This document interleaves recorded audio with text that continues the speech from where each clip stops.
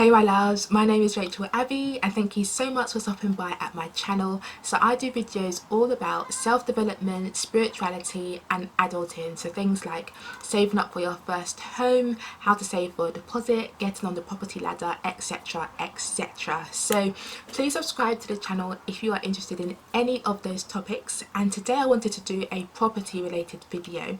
I actually wanted to share with you 5 tips that I have thought about that you should think about before you put an offer on a property. So before you make an offer on a property that you have viewed. Now these are 5 things that I feel like they're not really mentioned that much, and therefore I wanted just to put them on your radar in case you're a first time buyer like me, you're viewing properties and you are just raring to go and ready to make offers if you see a property that matches your kind of like wants and needs. There are some other things I think will be helpful for you to consider as well, but I don't think they're probably more common things that you hear about, so I'll leave my additional tips in the description box. But for this actual video I wanted to just mention 5 things that I feel like they don't get spoken about enough, and therefore I want to put them on your radar so that you think about them before you put an offer on a property that you have viewed. So let's dive into my 5 tips. Okay, so my first thing I believe you should think about if you are about to put an offer on a property that you have seen is the condition of the property. Now you've got to think about 2 things when it comes to the condition of the property. And this is, I guess, only relevant if you're not buying a new build, because new builds are like they're good to go, you can just move in and then just buy it and move in straight away kind of thing. But if you're buying an older property, think about the condition of the property. So number 1, think about how much you may have to spend redecorating the property, and then 2, how much you may spend renovating the property.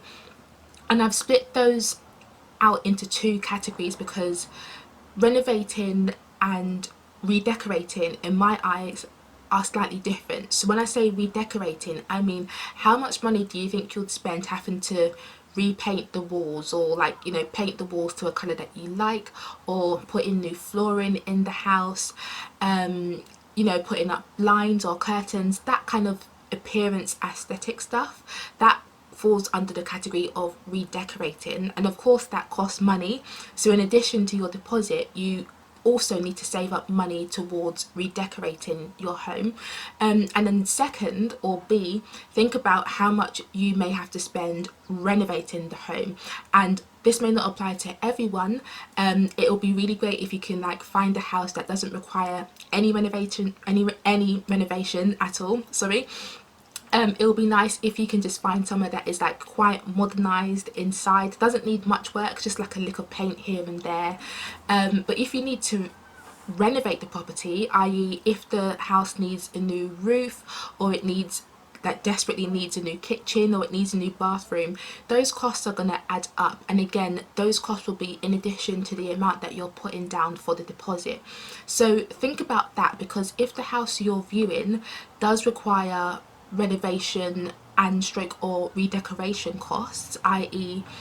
stuff based on the condition of the property, you may want to go a bit lower on your initial offer, and you would explain potentially to the estate agent, you know, if they're trying to say, oh, the seller hasn't accepted it, or why is your offer so low, you can say, well, I'm gonna have to spend 10 grand, 15 grand doing up the property, you know, fitting in the new bathroom, gutting out the kitchen, etc, etc. So what you actually should do is you should think about how much money you're gonna have to fork out in order to pay for doing up the property or doing it up to your taste, and ideally you would subtract that amount from your offer.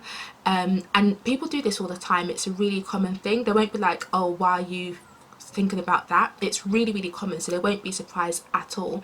And it's very reasonable for people to knock off money off their offer if they need to fork out money later on to spend on redoing the property.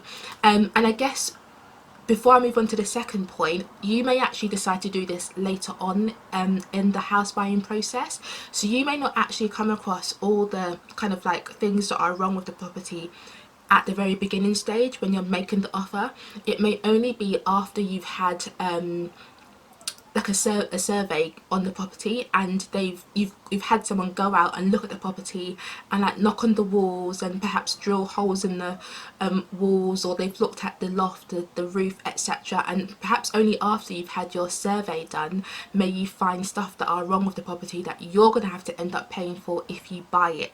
So if you find stuff that are wrong with the property at that later stage, you may then want to revise your offer and potentially decrease it to reflect the fact that you may have to spend 8 grand, 12 grand, etc.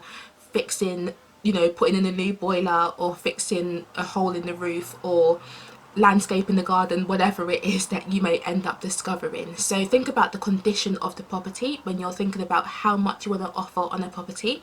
The second tip I have for you is to compare the property to other properties in the neighborhood. Like literally go online and look at, are there other properties that are on sale in the area that your property or your potential property is in.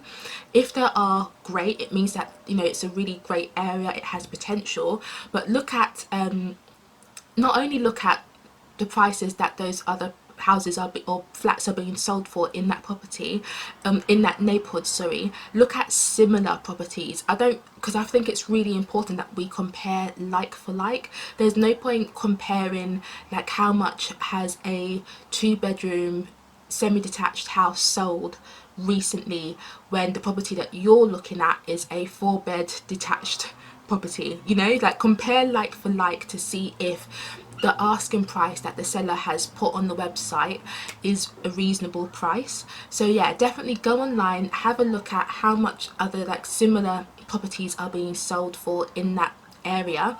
And also what you can do online is you can use sites like Zoopla and I think like Prime Location and Rightmove. Some of those sites actually have a section of the websites where you can actually check how much properties in that area sold for recently.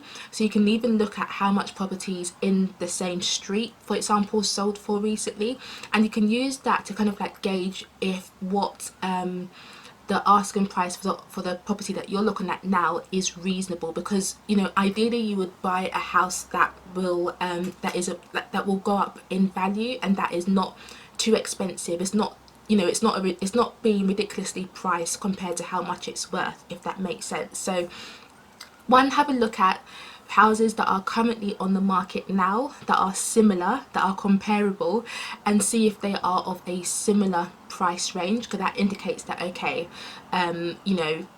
this is a reasonable market price on the site and therefore I can make an offer near that amount. And number two, look at how much properties in the area have sold for in the past to kind of like get a sense as to okay, this is how much prices in the area have gone up over the past few months, or in the past year or so, so you can kind of like gauge how much money you may make on your property if you were to sell it in future. Loves, I just quickly wanted to jump on and remind you to please subscribe to the channel if you're loving this video, and like it if you're finding these tips helpful. Okay, so back to the video. Moving on to number 3, the third thing I think you should think about if you are about to make an offer on a property, or if you're thinking about making an offer on a property, is does the house you're buying, does it have a chain? Like, does it have an onwards chain? And I've made a separate video about what it means if a house has a chain, or if you're part of a chain. But essentially, houses that are not part of a chain, it usually says that it's chain free in the advert on the property website, like on Zoopla for example, and that's a real plus. It's a really great way to entice buyers. So therefore, if your property comes chain free, it's amazing, it's great for you, especially if you're a first time buyer. Perhaps you're moving out of your parents' house, so you don't have to wait for your current house to sell before you can move into the house you want to buy, and therefore that will just make the whole process a lot quicker, a lot smoother, and a lot more stress free, if that makes sense. So yeah, so think about whether the property is chain free. If it is, and if you're really keen on moving as soon as possible, you may decide, you know what, this house fits my requirements perfectly, plus it's chain free. I may decide to up my offer by maybe 1k or 2k to reflect the fact that it's, you know, it's empty, it's, I can move in straight away, there's no onwards chain kind of thing. So think about that if you're thinking about whether or not you can go up by a grand or a couple grand or so in terms of the offer you want to make. And then the fourth thing to think about is, do the sellers seem desperate to sell the house? If you can sense some kind of desperation in their voices as they're like showing you around the house, or if, you know, they mention that, oh, you know, we've found our new house already and we're just looking for someone to buy this current house, or if they mention that they want to be able to move by before the end of the summer holidays in order to get their kid nearer to their new school, for it, whatever, they may mention something in passing that may tell you these people want to move as quickly as possible, and therefore they may be likely to accept kind of like any offer that I make, or any reasonable offer that I make.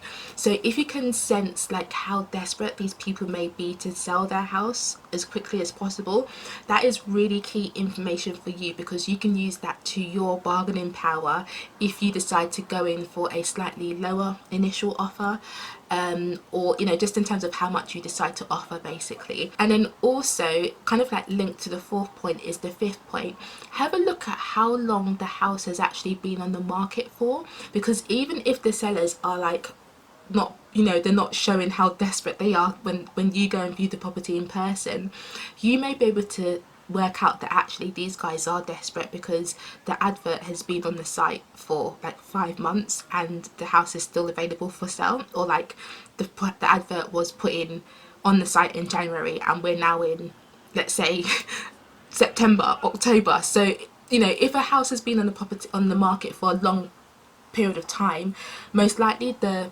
sellers are kind of like not at their wit's end, but they're probably just getting a bit tired of the whole thing now, and they probably just want to find a buyer and move as quickly as possible, especially if they're moving to a new house themselves. So let me show you how you can identify how long a property has been on the market.